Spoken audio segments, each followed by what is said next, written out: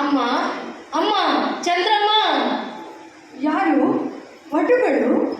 ಯಾಕೆ ಕೂಗುತ್ತಿದ್ದೀರಿ? ಏನಾಯಿತು?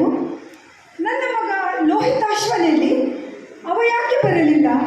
ನೀವೆಲ್ಲ ಒಟ್ಟಿಗೆ ಕಟ್ಟಿಗೆ ತರಲು ಕಾಡಿಗೆ ಹೋದವರಲ್ಲವೇ? ಅಮ್ಮ, ಲೋಹಿತಾಶ್ವ ಒಂದು ಹುತ್ತದ ಬಳಿ ಕಟ್ಟಿಗೆ ಕಡಿಯುವಾಗ ದೊಡ್ಡ ಹಾವು ಬಂದು ಕಚ್ಚಿ ಅಲ್ಲಿಯೇ ಬಿದ್ದ.